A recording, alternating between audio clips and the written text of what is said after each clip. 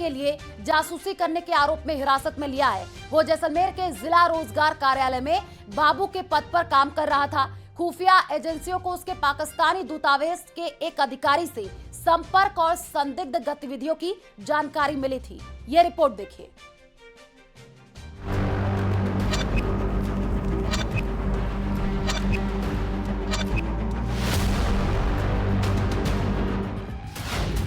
पूर्व मंत्री का खास निकला गद्दार।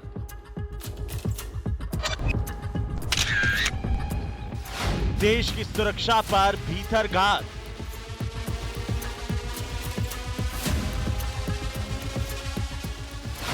सरकारी बाबू बनकर आईएसआई की जासूसी।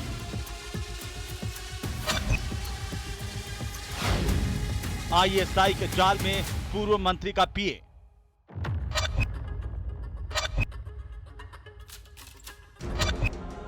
नाम शकूर खान मांगलिया।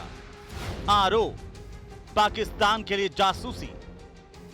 पेशा जैसलमेर जिला रोजगार कार्यालय में क्लर्क। शकूर खान मांगलिया अब सीआईडी और खुफिया अधिकारियों की हिरासत में है।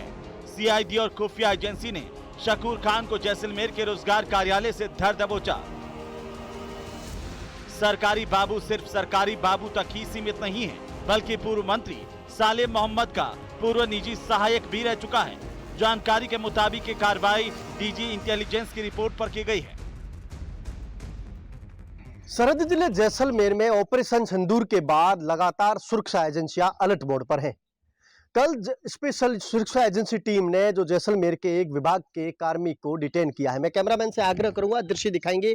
ये जो विभाग है इसमें जो एक कार्यरत कर्मचारी था शकूर खान को डिटेन किया है, जो रोजगार कार्यालय में वरिष्ठ लिपिक के पद पर कार्यरत था और जो जिसको लेकर सुरक्षा एजेंसियों को कोई इनपुट मिला, उसके आधारित सुरक्षा एजेंसियों की टीम ने उसे दस्तयाब किया। और सूत्रों की माने तो ऑपरेशन सिंदूर के दौरान शकूर खान जिला प्रशासन के कंट्रोल रूम में ड्यूटी पर तैनात था। आरोप है कि उसने आईएसआई के लिए जासूसी की और गोपनीय सूचनाएं साझा की। पाकिस्तान दूतावास के एक अधिकारी के संपर्क में था। शकूर खान के मोबाइल से कई अज्ञात पाकिस्तानियों के नंबर मिले। बिना बताए 6-7 बार पाकिस्तान की यात्रा की। ऑपरेशन सिंदूर के बाद भी उसके पाकिस्तान जाने की बात सामने आ रही है। मामला सामने आने के बाद बीजेपी आईटी सेल के प्रमुख अमित मालवीय ने ट्वीट कर कांग्रेस पर हमला बोला। राजस्थान में कांग्रेस के पूर्व मंत्री सालेम मोहम्मद के निजी सहायक शकूर खान पर पाकिस्तान की आईएसआई के लिए जासूसी करने के पुख्ता सबूत मिले हैं। तो वहीं सीमावर्ती इलाकों की गोपनीय सूचनाएं पाक अधिकारियों से साझा करता था। शकूर खान सरकारी कर्मचारी है और कई बार सरकार को बिना बताए पाकिस्तान की यात्रा भी कर चुका है। कांग्रेस के खून में ही पाकिस्तान परस्ती है। जैसलमेर से पूर्व मंत्री के पीए शकूर खान को सुरक्षा एजेंसियों के द्वारा हिरासत में लेने के मामले में केंद्रीय मंत्री गजेंद्र सिंह शेखावत और बीजेपी प्रदेशाध्यक्ष मदन राठौड़ ने भी चिंता जाहिर की। मैं आज ही विदेश से लौटा हूँ और मीडिया के माध्यम से मुझे इस विषय की जानकारी हुई है कि पूर्व मंत्री सालेम मोहम्मद जी के पीए को जासूसी के अपराध में पुलिस ने हिरासत में लिया है। ये निश्चित रूप से चिंता का विषय है। मुझे ऐसी भी जानकारी मिली है कि कांग्रेस के पूर्व मंत्री के निजी सहायक वो पाकिस्तान के लिए जासूसी करते हुए पकड़े गए। ये बहुत दुर्भाग्यपूर्ण बात है। एक तरफ आज यहाँ गुंदा में भी कांग्रेस महाराणा प्रताप का वो एक जन्मदिन मनाने का स्वांग कर रही है, दूसरी तरफ उन्हीं के एक मंत्री के पीए ने पाकिस्तान के लिए जासूसी की और उस संदेह में पकड़ा गया है। मैं सोचता हूँ कि कांग्रेस को बहुत ध्यान देने की जरूरत है। पूर्व मंत्री के पीए को जासूसी के लिए हिरासत में लेने पर विधानसभा अध्यक्ष वासुदेव देवनानी और बीजेपी नेता लक्ष्मीकांत भारद्वाज ने भी कांग्रेस पर तंज कसा। ऐसी घटनाएं बहुत ही दुर्भाग्यपूर्ण है, पीड़ादायक है और निंदनीय है। कि हमारे लिए राष्ट्र प्रथम है, हम राष्ट्र के करें चाहे वह किसी भी पार्टी का हो, चाहे किसी दल का हो, उसका पीए या उसका कोई कर्मचारी इस तरह से पकड़ा जाता है तो वह देश के लिए उचित नहीं है। और राजस्थान खासतौर पर वो राज्य जिसकी सीमा पाकिस्तान से लगती है, और खासतौर पर वो मंत्री जो जहां से विधायक है वहीं से पाकिस्तान की सीमा लगती है। अगर उस इलाके में उनका पीए जिसकी गतिविधियां संदिग्ध है और जिसके बारे में सूचना आ रही है कि उसने पाकिस्तान को खुफिया जानकारी देश की दी है, तो इससे बड़ी कोई ऐसी बात नहीं हो सकती जो कांग्रेस कर सकती थी। मुझे लगता है कि कांग्रेस पार्टी इस देश के ऊपर एक अभिशाप की तरह है। हाल ही में हुए पहलगाम हमले और ऑपरेशन सिंदूर के बाद भारत पाक सीमा पर बड़े तनाव को देखते हुए खुफिया एजेंसियां बेहद सतर्क हो गई हैं। इसी कड़ी में जासूसी के शक में 3 लोगों को गिरफ्तार किया जा चुका है। कब हुई जासूसों की गिरफ्तारी? 2 मई 2025 जैसलमेर के मोहनगढ़ के रहने वाले पठान खान को गिरफ्तार किया गया। अति संवेदनशील अंतर्राष्ट्रीय सीमा इलाके की सूचनाएं आईएसआई तक पहुंचा रहा था। 25 मई 2025 डीग से 32 साल के कासिम को जासूसी के आरोप में पकड़ा गया। ऑपरेशन सिंदूर के दौरान पाकिस्तान के कुछ लोगों के संपर्क में था और उसने पाकिस्तान का दौरा भी किया था। 29 मई 2025 शकूर खान मांगलिया को जैसलमेर में जिला रोजगार कार्यालय से हिरासत में लिया गया और जयपुर में उससे पूछताछ की जा रही है। एक के बाद एक जासूसी के आरोप में गिरफ्तारियां बेहद संवेदनशील मसला है। ये राष्ट्र की सुरक्षा के लिए बड़ा खतरा है। ऐसे में सुरक्षा एजेंसियां सक्रिय रूप से काम कर रही हैं। अब केवल साधारण नागरिकों या सीमा पार से आने वाले एजेंटों पर ही नहीं, बल्कि ऐसे लोगों पर भी नजर रखनी होगी जिनकी पहुंच संवेदनशील जानकारी तक है। राजस्थान के पूर्व मंत्री सालेह मोहम्मद के निजी सचिव रह चुके शकूर खान को सुरक्षा एजेंसियों ने देश की जासूसी करने के संदिग्ध मामले में हिरासत में लिया है। बताया जा रहा है एजेंसी आरोपी को जयपुर लेकर गई है, जहां पर पूछताछ की जा रही है। प्राप्त जानकारी के अनुसार शकूर खान वर्तमान में रोजगार कार्यालय में कार्यरत है और ऑपरेशन सिंदूर के दौरान विषम परिस्थितियों में उसने अपने विभाग को सूचना दिए बिना जो है पाकिस्तान की यात्रा की थी। इसके बाद डीजीपी इंटेलिजेंस की मिले इनपुट के आधार पर देश की तमाम सुरक्षा एजेंसियों की संयुक्त टीम ने ये कार्रवाई की है। चंद्रशेखर व्यास, न्यूज 18 राजस्थान, जोधपुर। और इसी बीच एक बड़ी खबर सामने आ रही है। सीमावर्ती राज्यों में 31 मई को आपको बता दें कि मॉक ड्रिल होगी।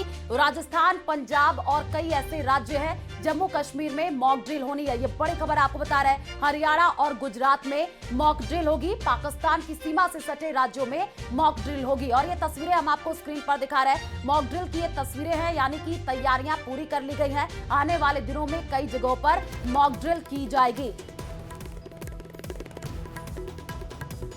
और ज्यादा जानकारी के लिए संवाददाता शंकर आनंद हमारे साथ जुड़ चुके हैं। शंकर आनंद, सीमावर्ती राज्यों में 31 मई को मॉक ड्रिल होगी, तैयारियां पूरी कर ली गई हैं, जानकारी दीजिए। देखिए, अगर भारत और पाकिस्तान के अगर सीमावर्ती इलाकों की अगर बात करें तो पाकिस्तान से सटे हुए जो भारत के राज्य हैं, खासतौर पर जैसे जम्मू कश्मीर, पंजाब, राजस्थान, इन राज्यों से सटा हुआ जो बॉर्डर इलाका है, उन इलाकों में मॉक ड्रिल करने की जो वजह है वो जानना बेहद महत्वपूर्ण है।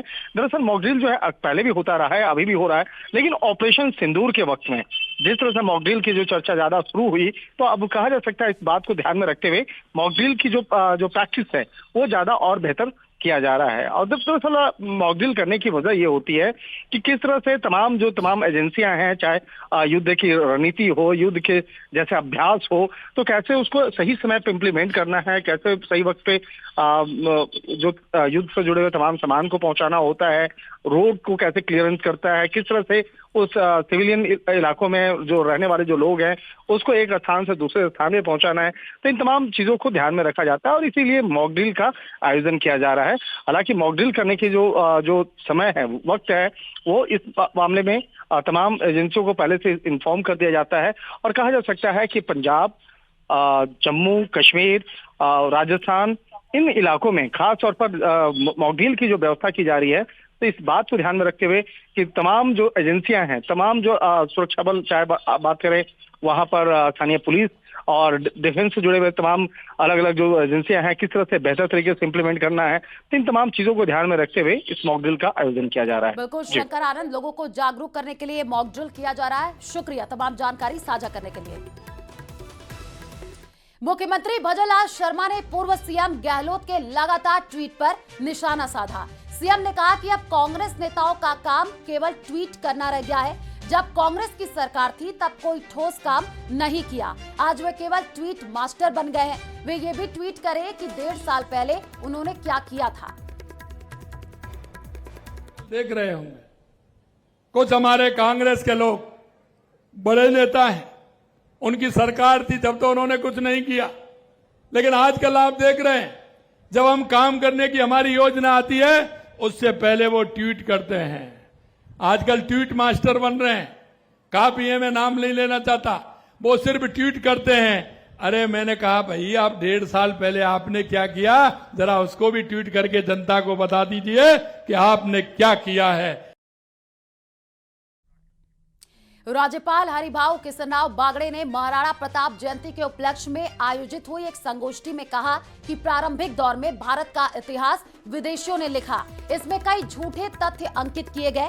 उन्होंने अकबरनामा का जिक्र करते हुए कहा कि उसमें अकबर ने अपनी ही शादी का जिक्र नहीं किया है। वहीं आमेर की राजकुमारी जोधा और अकबर के विवाह की जानकारी झूठी है।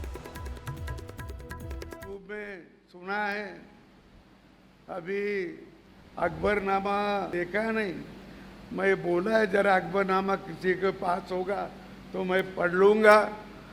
तो सफिया और जोधा और अकबर की शादी हुई, उससे फिल्म निकली, इतिहास भी वही बोल रहा है, पर ये भी झूठ है। अकबरनामा में ये नहीं है। जिन्होंने पढ़ा वो बताते कि अकबरनामा ने ये नहीं, वो शादी थी तो उन्होंने क्यों नहीं लिखा अकबरनामा ने? अकबर ने स्वयं का नहीं लिखता। हनुमानगढ़ से बड़ी खबर है। एम्बुलेंस चालक दिलबाग सिंह की मौत का ये पूरा मामला है। प्रशासन एम्बुलेंस कंपनी से बातचीत के बाद सहमति बन गई है। मृतक की पत्नी को संविदा पर नौकरी देने पर सहमति बनी है। मृतक के परिवार को 10 लाख रुपए आर्थिक सहायता देगी एम्बुलेंस कंपनी। खाद्य सुरक्षा योजना के तहत 5 लाख रुपए का बीमा क्लेम मिलेगा। मुख्यमंत्री सहायता कोष में 2 लाख की सहायता मिलेगी। सहमति के बाद शव के पोस्टमार्टम की कार्रवाई शुरू। तो बड़ी खबर आपको बता रहे हैं, प्रशासन और प्रदर्शनकारियों के बीच सहमति बन गई है। मृतक के परिवार को 10 लाख रुपए सहायता कंपनी देगी।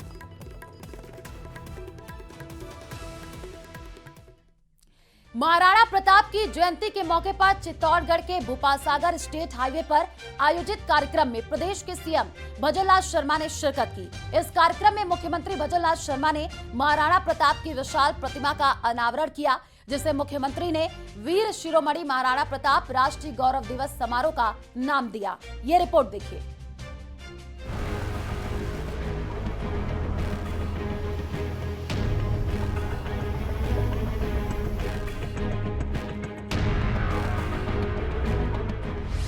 महाराणा प्रताप की प्रतिमा का अनावरण। महाराणा प्रताप अमर रहें के लगे जय घोष।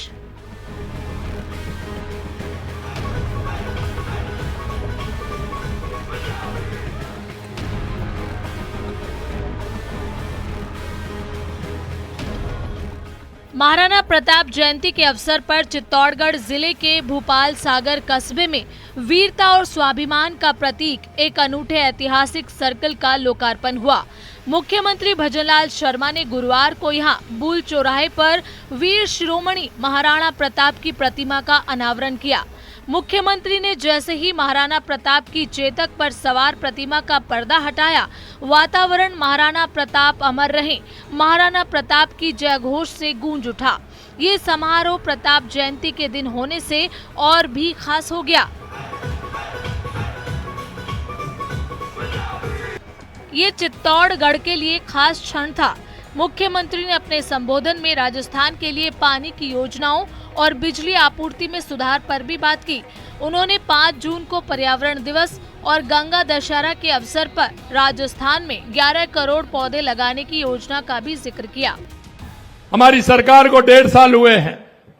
1.5 साल के अंदर आप देख रहे हैं कि सबसे पहले हमने जो राजस्थान के लिए आवश्यक थी, आपके यहां से भी आज मांग उठी है। हमने देखा कि राजस्थान के अंदर पानी किस तरह से आ सकता है। हमने सबसे पहले पानी की योजना बनाई थी, चाहे हमारा राम जल सेतु ERCP की योजना हो, चाहे यमुना समझौता के माध्यम से हमारे शेखावाटी को पानी हो, या हमारा देवास स्कीम के द्वारा आने वाले समय में जो हमारी माई डैम से सोम कमला योजना है उसमें भी पानी आएगा, जाखम में भी पानी आएगा, और जाखम के बाद आपको भी उसका पानी मिलेगा और पूरे राजस्थान में वो पानी भीलवाड़ा से लेकर के बीसलपुर तक वो पानी जाएगा। मुख्यमंत्री ने न केवल महाराणा प्रताप की प्रतिमा का अनावरण किया, बल्कि मां पन्नाधाय और राणा पूंजा की मूर्तियों का भी अनावरण किया।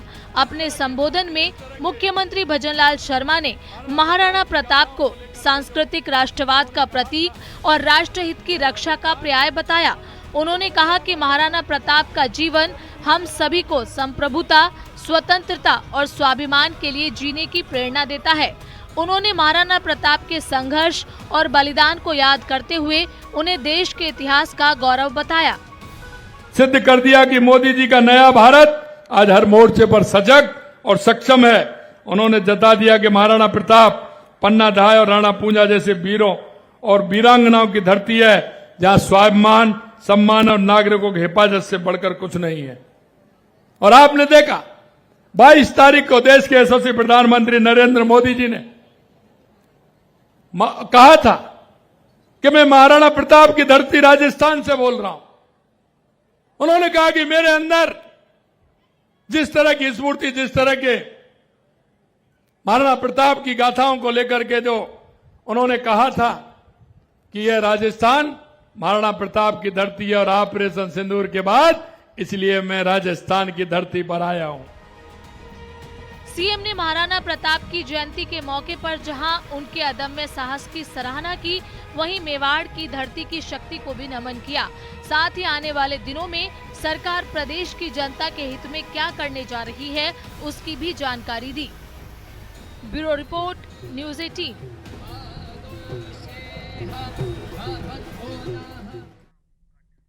और इसी बीच जैसलमेर से बड़ी खबर है। ऑपरेशन सिंदूर के बाद पुलिस प्रशासन अलर्ट मोड पर है। संदिग्धों को डिटेन के बाद पुलिस अब एक्टिव हुई है। पुलिस ने आमजन से अपील की है कि संदिग्ध व्यक्तियों की सूचना पुलिस को देने की अपील की गई है। सूचना देने वालों की जानकारी रखी जाएगी गोपनीय। तो बड़ी खबर आपको जैसलमेर से बता रहे हैं, जहां पर ऑपरेशन सिंदूर के बाद पुलिस प्रशासन पूरी तरीके से अलर्ट मोड पर है। संदिग्धों को डिटेन के बाद पुलिस एक्टिव हुई है। पुलिस ने आमजन से ये अपील की है कि संदिग्ध व्यक्तियों की सूचना जैसे ही मिले तो पुलिस को तुरंत जानकारी दी जाए। सूचना देने वालों की जो जानकारी है वो गोपनीय रखी जाएगी। टोंक से बड़ी खबर है, जहां पर बदमाशों के खिलाफ बड़ी कार्रवाई देखने को मिली है। पुलिस ने 9 मामले दर्ज करके 22 लोगों को पकड़ा है। विशेष अभियान चला करके ये कार्रवाई की गई है। अवैध शराब, जुआ समेत विभिन्न मामलों में यह बड़ी कार्रवाई देखने को मिली है। तो बदमाशों के खिलाफ बड़ी कार्रवाई, तस्वीर आपको स्क्रीन पर दिखा रहे हैं, जिसमें 22 लोग ये आपको नजर आ रहे हैं। इनको पुलिस ने पकड़ लिया है। विशेष अभियान चला करके यह बड़ी कार्रवाई की गई है। अवैध शराब, जुआ समेत विभिन्न मामलों में बड़ी कार्रवाई पुलिस ने की है।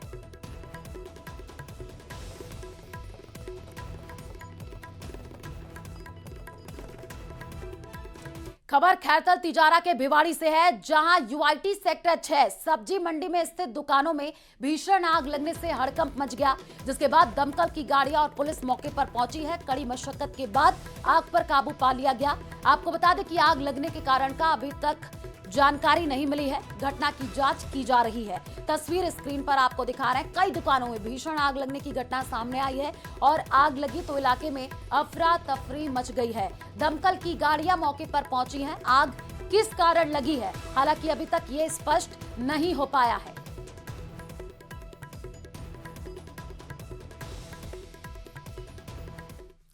बाड़मेर से बड़ी खबर है। जिला मुख्यालय पर जोरदार बारिश हुई है। बारिश के बाद सड़कें पानी से लबालब हो गई हैं, कई वाहन चालक परेशान हैं। पानी के बहाव के कारण वाहन बंद हुए हैं और तूफानी बारिश के कारण कई जगह विद्युत पोल धराशायी हो गया है। साथ ही साथ कई जगह टीन शेड और चद्दर उड़ गए हैं। जोरदार बारिश से गर्मी से निजात जरूर मिली है, लेकिन नुकसान भी बहुत हुआ है। लोगों ने बारिश का जम करके लुत्फ उठाया है। तस्वीर आपको स्क्रीन पर दिखा रहे हैं, बाड़मेर की ये है, जहां पर आप देखिए जल भराव की स्थिति देखने को मिल रही है और लोगों को काफी दिक्कतों का सामना करना पड़ रहा है। कहीं पर पोल गिर गए हैं, साथ ही साथ कहीं पर टीन शेड तक उड़ गए हैं। बारिश के बाद सड़कें लबालब नजर आ रही हैं।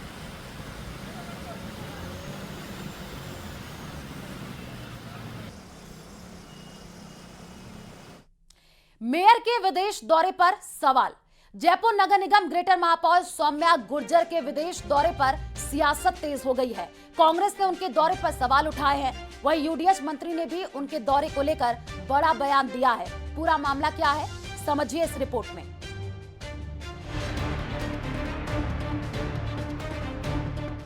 मेयर के विदेश दौरे पर राजनीति तेज। कांग्रेस ने उठाए सवाल, सियासी बवाल। जयपुर नगर निगम ग्रेटर की मेयर डॉक्टर सौम्या गुर्जर का विदेश दौरा विवादों में आ रहा है। ब्राजील के रियो डी जनेरियो में आयोजित ब्रिक्स एसोसिएशन ऑफ सिटीज की जनरल असेंबली में मेयर ने भारत का प्रतिनिधित्व किया, लेकिन इसके लिए उन्होंने सक्षम स्तर से स्वीकृति नहीं ली। कांग्रेस ने अब इसको लेकर के सवाल उठाए हैं कि उन्होंने सक्षम स्तर से बिना अनुमति के विदेश यात्रा कैसे की। तो मेयर साहिबा से मैं ये पूछना चाहूंगा कि अगर आप विदेश दौरे पे गई हैं तो आपको ये स्पष्ट करना चाहिए कि आप किन मदों में किस तरीके के खर्चों से आप विदेश भ्रमण पर हैं। अगर कोई विदेशी संस्था या विदेशी सरकार आपके रुकने का, ठहरने का, हवाई यात्रा का खर्चा वहन कर रही है तो ये FCRA के तहत आता है। FCRA का मतलब हुआ विदेशी अनुदान विनियमन अधिनियम, जिसके तहत ऐसे खर्चों के लिए आपको पूर्व में FCRA से स्वीकृति प्राप्त करनी होती है। तो क्या उनके पास ऐसी कोई स्वीकृति है? अगर है तो उनको ये स्पष्ट करके दिखानी चाहिए। वहीं इस मामले पर यूडीएच मंत्री झाबर सिंह खर्रा ने कहा कि निजी खर्च पर विदेश यात्रा के दौरान स्वीकृति की आवश्यकता नहीं रहती है।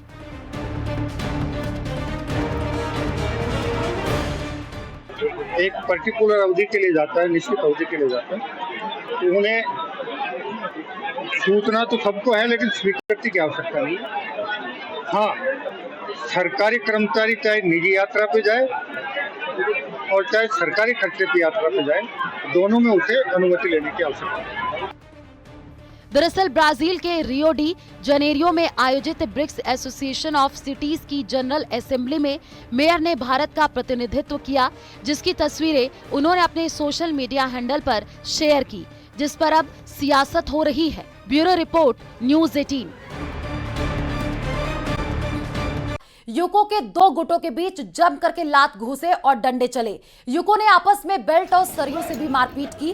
फतेहपुर की बावड़ी गेट बस स्टैंड पर काफी देर तक हंगामा होता रहा। सभी युवक पास में स्थित एक कंप्यूटर सेंटर में पढ़ने वाले बताए जा रहे हैं। पुलिस के पहुंचने से पहले ही सभी युवक फरार हो गए। पुलिस अपने स्तर पर इस पूरे मामले की जांच करने में जुटी हुई है।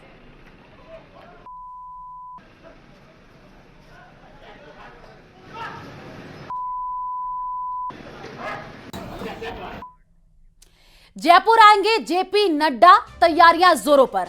अहिल्याबाई होलकर की 300वीं जयंती के मौके पर बीजेपी अध्यक्ष जेपी नड्डा जयपुर आएंगे। उनके दौरे को लेकर के प्रदेश बीजेपी की ओर से तैयारियां की जा रही हैं और कार्यक्रम में बड़ी संख्या में महिलाओं को बुलाया जा रहा है। ये रिपोर्ट देखिए। जयपुर आएंगे बीजेपी अध्यक्ष जेपी नड्डा। नड्डा के दौरे को लेकर तैयारियां तेज। अहिल्याबाई जयंती समारोह में होंगे शामिल। विधानसभा चुनाव के बाद पहली बार बीजेपी अध्यक्ष जेपी नड्डा 31 मई को जयपुर आ रहे हैं। नड्डा के दौरे को लेकर बीजेपी में बैठकों का दौर शुरू हो चुका है। तैयारियों को अंतिम रूप दिया जा रहा है। साथ ही कार्यक्रम को लेकर नेताओं को अलग अलग जिम्मेदारियां भी बांटी जा रही हैं। अहिल्याबाई होलकर की 300वीं जन्म जयंती है। उनके कर्तृत्व और व्यक्तित्व के बारे में आम आदमी उनके बारे में जाने, इसके लिए एक कार्यक्रम जिसमें हमारे राष्ट्रीय अध्यक्ष जेपी नड्डा साहब 31 तारीख को आ रहे हैं। एक गरिमापूर्ण कार्यक्रम जिसके अंदर भारतीय जनता पार्टी के पूरे जयपुर संभाग के दायित्ववान कार्यकर्ता जो किसी न किसी पद पर रहे हैं, पद पर हैं, उन लोगों को के बीच में वो अपनी बात कहेंगे और उसके बाद वो सारे कार्यकर्ता नीचे गांव, मंडल, पंचायत स्तर पर अपनी उन बातों को लेकर जाएंगे। इस कार्यक्रम में जयपुर संभाग के सांसदों, विधायकों, सरपंचों, जनप्रतिनिधियों और मंडल स्तर तक के पार्टी पदाधिकारियों को भी बुलाया जा रहा है। वहीं कार्यक्रम में महिलाओं की संख्या अधिक से अधिक हो, इसके लिए मंडल स्तर तक महिला मोर्चा से जुड़ी पदाधिकारियों और कार्यकर्ताओं को बुलाया जा रहा है। पूरे व्यक्तित्व को देखें, राष्ट्रीयता के लिए जिन्होंने अपने परिवार को कुर्बान कर दिया, धर्म संस्कृति के लिए जो अडिग रही, शिक्षा के लिए उस समय जब कोई सोच नहीं सकता था, राजतंत्र के समय में भी उनके द्वारा किए गए काम और आज भी उनके जीवन चरित्र के साथ जुड़कर किस प्रकार हम इन सारी चीजों को लेकर आज आगे बढ़े, हमारी महिलाएं आगे बढ़े, इसलिए महिलाओं की संख्या अधिक से अधिक हो, इसके लिए हम प्रयास करें। अहिल्याबाई होलकर की 31 मई को 300वीं जन्म जयंती है, जिसमें शिरकत करने के लिए बीजेपी अध्यक्ष जेपी नड्डा जयपुर आ रहे हैं। ये कार्यक्रम जयपुर के एंटरटेनमेंट पैराडाइज में रखा गया है। प्रदेश अध्यक्ष मदन राठौर ने कहा कि अहिल्याबाई होलकर के जीवन, व्यक्तित्व और संघर्षों का लोगों को पता चले, इसके लिए कार्यक्रम का आयोजन किया जा रहा है। राष्ट्रीय अध्यक्ष जी आदरणीय जगत प्रकाश जी नड्डा 31 मई को हमारे बीच में रहेंगे। आप सबसे भी रूबरू होंगे, ये हमारे लिए सौभाग्य की बात है। तो मैं हालांकि थोड़ा जल्दी आपको कह रहा हूँ, लेकिन चूंकि आप सबसे मिलने का अवसर मिला है तो मैं ये बात भी आपको बता दूँ कि हमें सांस्कृतिक राष्ट्रवाद पैदा करने की दिशा में और आगे कदम बढ़ाने चाहिए। दरअसल अहिल्याबाई होलकर को महिला सशक्तिकरण के साथ साथ राष्ट्रवाद का प्रतीक माना जाता है। अहिल्याबाई होलकर का जन्म 31 मई 1725 को महाराष्ट्र के अहमदनगर के छौड़ी गांव में हुआ था। उनके पिता मंकोजीराव शिंदे अपने गांव के पाटिल थे। अहिल्याबाई ने अपने शासनकाल में लोगों के रहने के लिए बहुत सी धर्मशालाएं भी बनवाई। इसके अलावा मुगल आक्रमणकारियों के द्वारा तोड़े गए हिंदू मंदिरों का भी पुनर्निर्माण करवाया। बीजेपी राष्ट्रीय नेतृत्व महापुरुषों के बहाने जनता पर पकड़ बनाने के लिए अभियान चला रही है, जो देश भर में किए जा रहे हैं। Bureau report, news 18।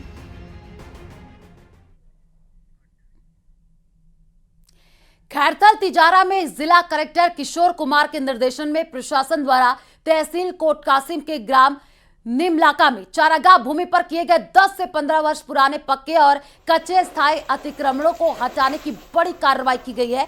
इस सख्त कार्रवाई का नेतृत्व तहसीलदार धर्मेंद्र मीणा ने किया, जिसमें राजस्व विभाग, पुलिस प्रशासन एवं ग्राम पंचायत के सहयोग से कुल 50 बीघा भूमि को अतिक्रमण मुक्त कराया गया। कार्रवाई के दौरान चारागाह भूमि पर बने पक्के मकानों के साथ साथ कच्चे निर्माणों को भी जेसीबी मशीन की सहायता से हटाया गया है।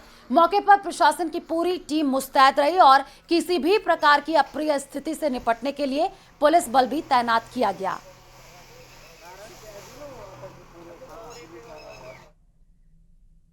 कैबिनेट मंत्री किरोड़ी लाल मीणा आज एक्शन मोड में नजर आए। मंत्री ने अजमेर के किशनगढ़ में चल रहे नकली खाद बनाने वाली फैक्ट्री पर दबिश देकर अवैध धंधे का भंडाफोड़ किया है। क्या कुछ है पूरा मामला, समझिए इस रिपोर्ट में। कृषि और किसान कल्याण मंत्री डॉक्टर किरोड़ी लाल मीणा फिर से अपने रंग में नजर आ रहे हैं। भ्रष्टाचार के खिलाफ वे खुद ग्राउंड पर उतरकर कार्रवाई कर रहे हैं।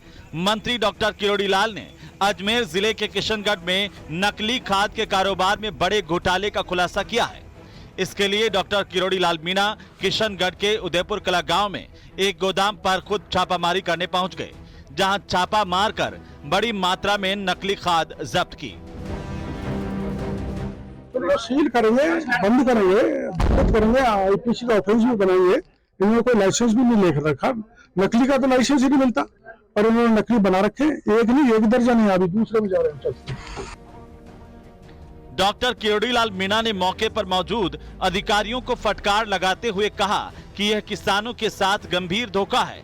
उन्होंने स्पष्ट किया कि सरकार मिलावटखोरी किसी कीमत पर बर्दाश्त नहीं करेगी और दोषियों के खिलाफ सख्त कार्रवाई की जाएगी। उन्होंने जांच के आदेश दिए हैं और कहा है कि खाद आपूर्ति नेटवर्क की पूरी तरह जांच की जाएगी। किस तरह से नकली खाद बनाया जा रहा है, जो मार्बल का पाउडर है उसके दाने बनाए जाते हैं मिट्टी में मिला के, और उसको ब्लैक कर देते हैं तो डीएपी बन जाता है, व्हाइट कर देते हैं तो एसएसपी बन जाता है, और वो ब्राउन कर देते हैं तो पोटास एमओपी बन जाता है।